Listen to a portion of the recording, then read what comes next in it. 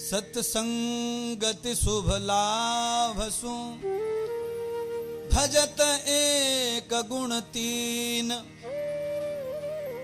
सत्संग में आने से, एक कर्म करने से 3 गुणों की जाति बढ़ जाती है, 3 कर्म सिद्ध हो जाते हैं। क्या सिद्ध हो जाता है? तो कहा कर्मम देव पूजितम दानेषु यथ परमार्थम।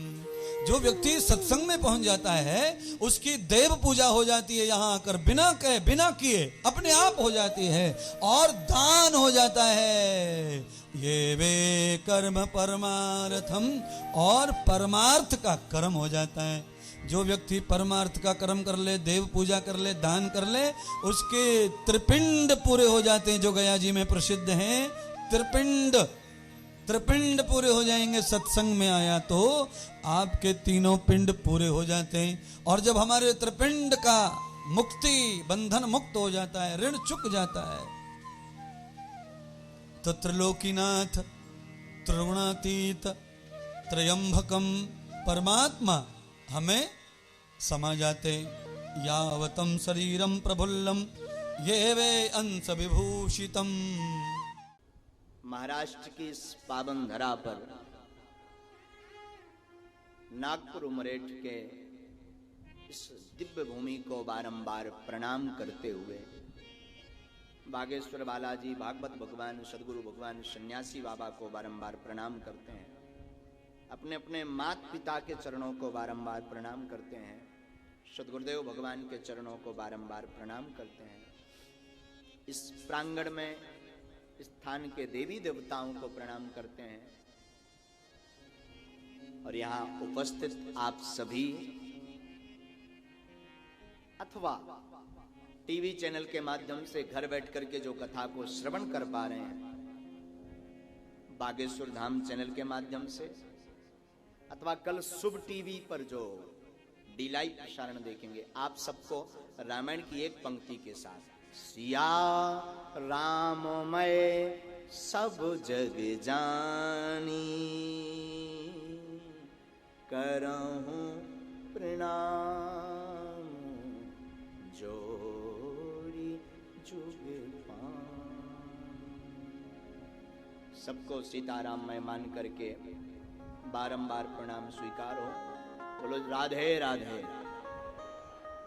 जरा जोर से बोलो ना, महाराष्ट्र वाले बनकर के, जरा नागपुर वाले बनकर बोलो। अच्छा, आप उमरेठ वाले बनकर बोलो जरा जोर से।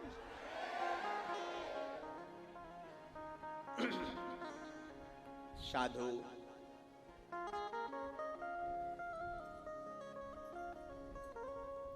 बड़ा ठाकुर जी की कृपा का बड़ा प्रभाव है। कहां मध्य प्रदेश और कहां ये महाराष्ट्र की पावन धरा। जब हम महाराष्ट्र की पावन धरा पर प्रवेश कर रहे थे तो अंदर ही अंदर वार्ता चल रही थी, मन की वार्ता जिसे कह सकते हैं। तो एक ही भाव बार बार आ रहा था कि हम महापुरुषों की नगरी में जा रहे हैं। साहब, ये वो भूमि है, ये वो क्षेत्र है, यह वो प्रदेश है जहां से एक नाथ तुकाराम जनाबाई नामदेव जैसे महापुरुष प्रकट हुए। साधु प्रकट नहीं भय, उन्होंने हरि नाम की गाथा को जन जन तक पहुंचाया, जन जन तक पहुंचाया। कथा के माध्यम से अथवा पद गीत के माध्यम से, उसे आपकी भाषा में बोलते हैं अभंग, अभंग गा करके एन कैन प्रकार आप सबको ठाकुर जी से जोड़ने का प्रयास किया। और एक बात बोलूं तो अतिशयोक्ति नहीं होगी कि जो इन महापुरुषों की भूमि में रह करके इनके बताए हुए मार्ग पर ना चल पाए तो उससे बड़ा अभागा इस संसार में कोई नहीं। कितनी सुंदर व्यवस्था साहब, महाराष्ट्र के महापुरुषों की कितनी। हम पढ़ रहे थे अभी बीच में ही भक्तमाल चर्चा में, भक्तमाल कथा में पढ़ रहे थे, भक्तमाल में महाराष्ट्र के बहुत संतों की चर्चा है, बहुत महापुरुष भाई, अद्भुत महापुरुष भाई, उनका स्मरण करो तो हृदय गदगद हो जाता, मतलब खूब आनंद आए, खूब आनंद, हृदय बड़ा भर जाता है उन महापुरुषों की गाथा को पढ़ करके, उनके जीवन चरित्र को पढ़ करके। तो इस भूमि को दास बारंबार प्रणाम करता है। और आज से ठीक 7 दिन तक बड़ा महोत्सव, देखिए कि पितृपक्ष चल रहा है। कौन सा पक्ष? पितृपक्ष। अब पितृपक्ष में होने वाले प्रत्येक सत्कर्म को जो भी जीव करता है उसे 1000 गुना फल प्राप्त होता है। गया नामक एक राजा हुए, वो विष्णु भगवान के परम भक्त थे। एक बार वे शिकार खेलने गए तो वहां पर हिरण के धोखे में मारा हुआ एक तीर उन्हें लगा कि हिरण है, एक ब्राह्मण को जाकर लग गया।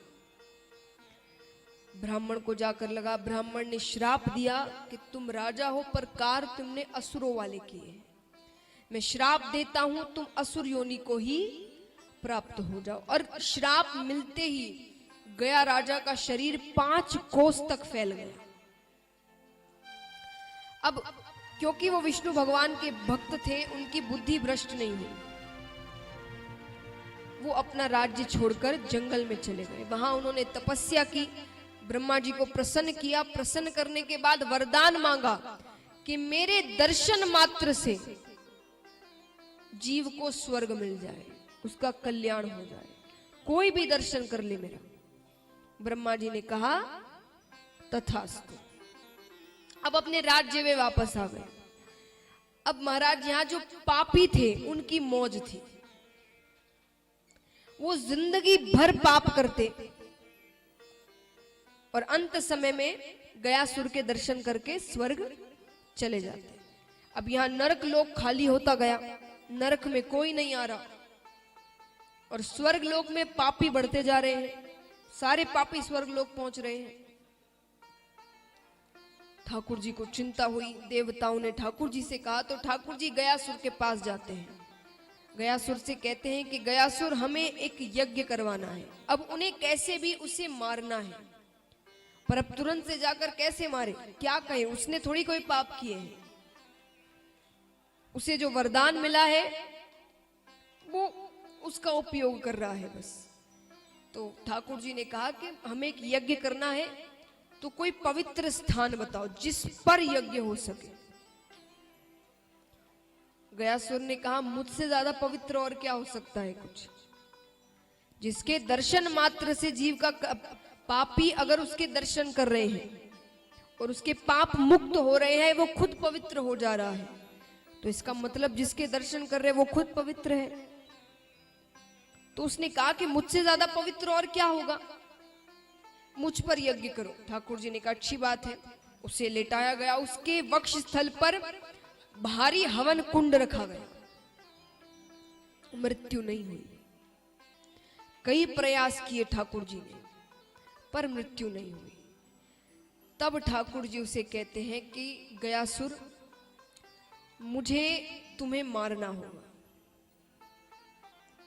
तुम्हारे कारण पापी भी स्वर्ग लोक जा रहे हैं, संतुलन बिगड़ रहा है स्वर्ग नरक का। गयासुर ने कहा कि मेरी 2 इच्छाएं हैं, अगर आप उसे पूरा कर दे तो आपको मारने की जरूरत नहीं पड़ेगी, मेरी मृत्यु अपने आप हो जाएगी। क्या इच्छाएं हैं? पहली इच्छा कि ये हवन करते वक्त जितने देवी देवता प्रत्यक्ष अप्रत्यक्ष रूप में मुझ में निवास कर रहे हैं, वो जब तक सूरज चांद रहेंगे मुझ में निवास करेंगे। ठाकुर जी ने कहा अच्छी बात है। दूसरी इच्छा, ऐसे तो श्राद्ध पिंडदान इत्यादि करने से मुक्ति मिल जाती है, लेकिन मान ले कोई नहीं कर पाया, वो समर्थ नहीं है कि वो इतनी चीजें कर सके, तो वो मेरे धाम आकर खड़े होकर सच्चे मन से कह दे ठाकुर जी से कि मेरे पितरेश्वरों को मुक्ति प्रदान करिए, तो आप उनके पितरेश्वरों को मुक्ति प्रदान करेंगे। ठाकुर जी दोनों इच्छाओं की पूर्ति करते हैं, इसीलिए गया जी की इतनी महिमा है। क्योंकि उन्हें वरदान प्राप्त है कि सच्चे मन से अगर कोई वहां जाकर सिर्फ कह दे कि मेरे पितरेश्वरों को मुक्ति दीजिए ठाकुर जी, तो उनके पितरेश्वरों को मुक्ति जरूर मिलती है।